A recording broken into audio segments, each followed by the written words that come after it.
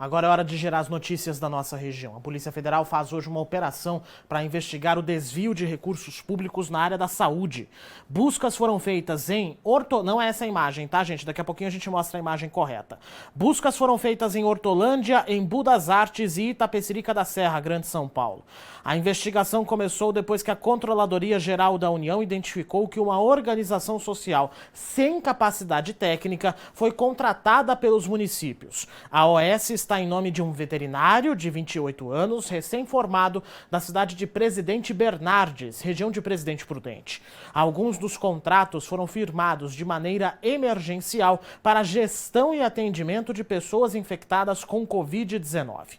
Após as contratações pelos municípios, a OS subcontratava a execução dos serviços para diversas empresas associadas, algumas constituídas poucos meses antes, também sem experiência na área da saúde. Algumas dessas subcontratadas, após os repasses de recursos pela OS, fizeram centenas de saques em espécie que somam mais de 18 milhões de reais. A Prefeitura de Hortolândia informou que a Secretaria de Governo está à disposição da investigação para que as denúncias sejam apuradas e os responsáveis punidos. A Polícia Rodoviária recuperou em Cabreúva um caminhão carregado com sucata, que foi roubado em Itu ontem à noite. Os policiais encontraram o veículo na rodovia Dom Gabriel Paulino Couto. Ao ser abordado, o homem que estava conduzindo o veículo tentou fugir a pé, mas foi capturado.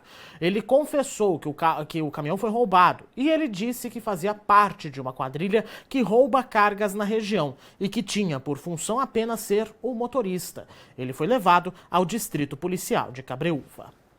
Um homem foi preso por tráfico de drogas no bairro Campina Grande, região do Campo Grande, aqui em Campinas. Durante a ocorrência, na noite de ontem, cocaína, maconha e grande material para a embalagem da droga foram apreendidos. Policiais da Força Tática começaram a patrulhar pela região para tentar localizar esse homem. No endereço, a equipe visualizou um homem no quintal. Durante a revista pessoal, nada foi localizado. Porém, em um dos cômodos da residência foi encontrada a grande quantidade aí de entorpecente já separada para venda, além dos apetrechos para embalagem e refino das drogas.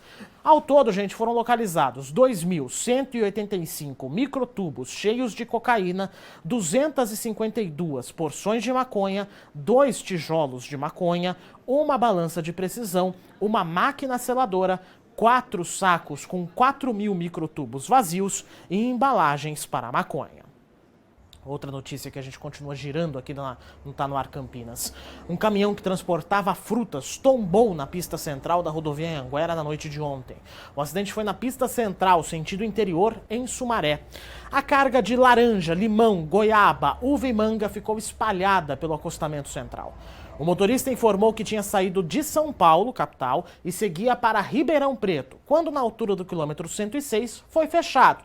E ele jogou o caminhão para o canteiro central e acabou tombando. O caminhão que o fechou acabou fugindo. A carga justamente foi parar na pista. Por causa do acidente, o trânsito ficou lento no local, mas a rodovia não precisou ser interditada.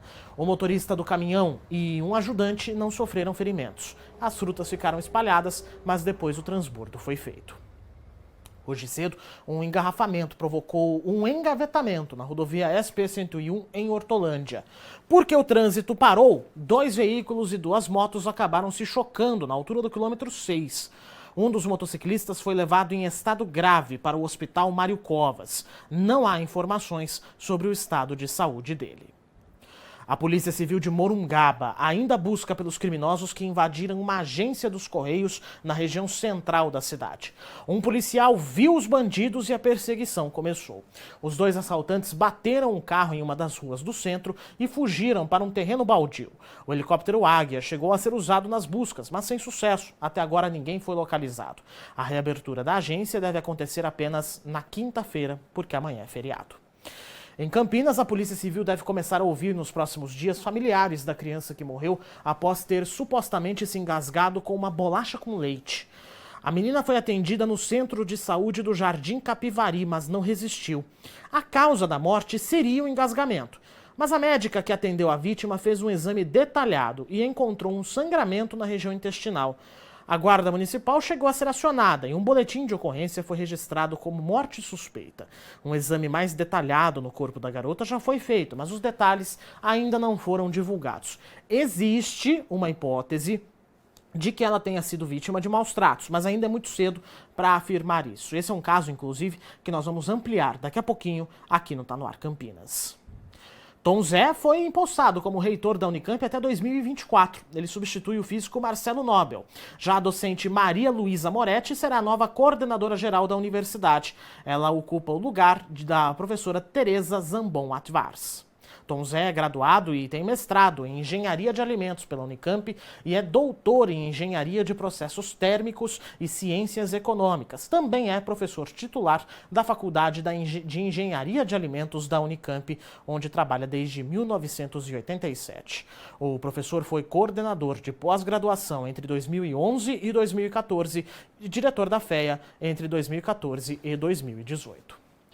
Uma instabilidade no sistema estadual de registro de vacinação contra a Covid-19 atrasou a aplicação de doses no Círculo Militar, um dos pontos de imunização de Campinas. A espera passou de 1 hora, em alguns casos, segundo os moradores. Foi a segunda vez em 7 dias que o problema acontece no mesmo local. No dia 13 de abril, a queda provocou aglomeração de idosos. Apesar da complicação, a prefeitura afirmou que todas as pessoas que tinham a imunização agendada conseguiram receber a dose. Ainda de acordo com a prefeitura, a Secretaria de Saúde reforçou as equipes no centro de imunização do Círculo Militar para garantir agilidade no processo. A Prodesp, responsável pela plataforma, confirmou uma instabilidade momentânea no sistema e disse que as equipes de manutenção fizeram as correções necessárias. A Prefeitura de Campinas faz mais uma adequação à fase de transição do Plano São Paulo e autorizou atividades presenciais internas nos estabelecimentos comerciais e de prestadores de serviço. Com essa autorização, podem retomar as atividades internas os escritórios de advocacia, contabilidade e as imobiliárias, por exemplo. A medida foi publicada no Diário Oficial de hoje e começa a valer a partir do sábado. A campanha Campinas Sem Fome, que recebe doações de alimentos para entregar às entidades assistenciais que distribuem comida para quem precisa aqui em Campinas, recebeu mais uma grande doação.